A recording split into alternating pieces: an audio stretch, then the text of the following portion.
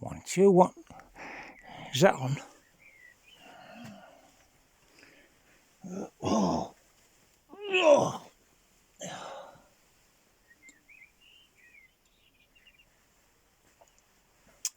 Yeah, slightly different carry on tonight because I'm in the loft.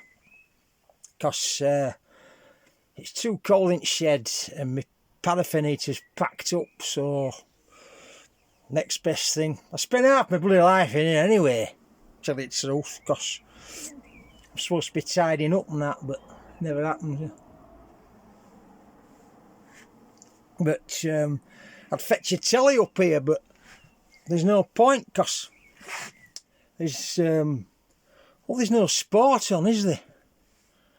I mean, I never thought I'd see a world where there was no sport on. It's terrible. I mean, people that don't like sport, this is how their lives must be all the time. Bloody awful, you know. I don't know how they manage. But anyway, I've been... what bit of sport that's on, it's all old stuff from years ago. All repeats and that. I watched an old Steve Davis and Jimmy White from 1983, and tonight there's Euro 96 on telly. Shan't be bothering with that. We're still going to go out in semi-final, aren't we? I don't suppose they'll let me put a bet on. But, so what they've been doing, they've been reminiscing, you see. So I thought I'd do a bit of reminiscing to talk about old sporting events.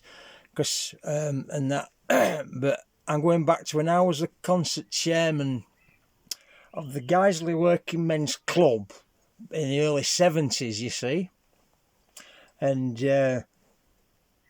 it was a Saturday, and we'd booked this turn called Johnny Fleabag and the Bumfluff Five. Now, the drummer phoned in sick because he had diarrhea.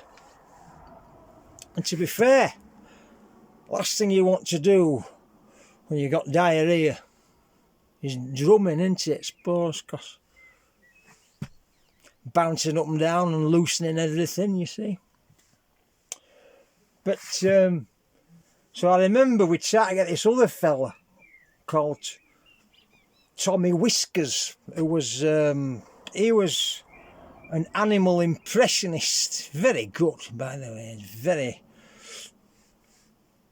because we didn't have many of them.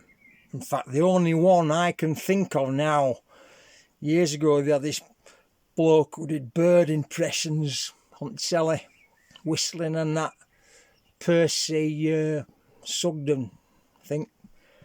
Very good. But this fella used to come on with these sort of, his whiskers sellotaped on, and he'd come out and squeak a lot.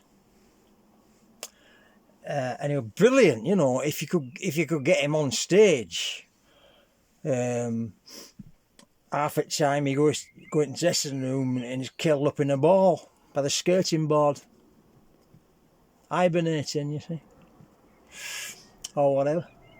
Anyway, we couldn't get him, so I phoned the agent up.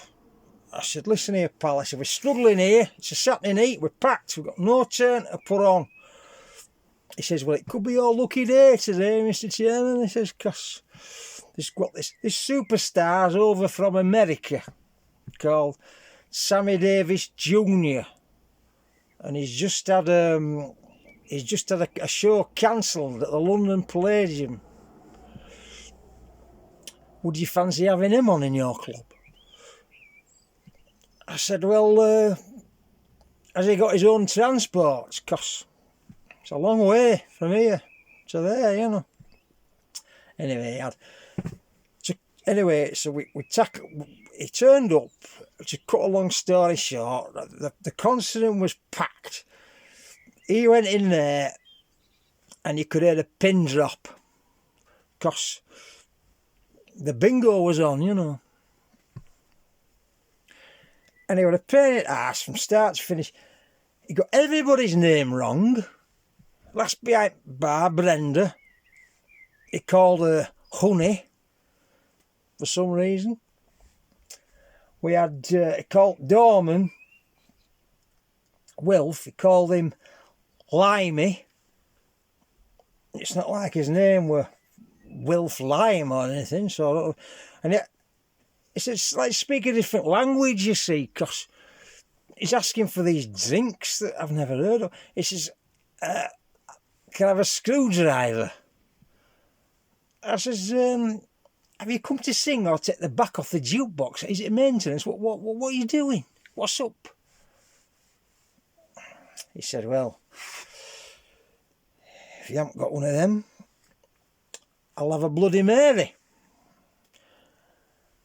I said, you bloody won't, because we've only got mild or bitter.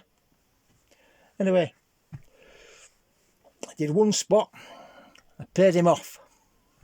Crap. I think he was pissed anyway, because one eye going that way and one eye going that way, you know.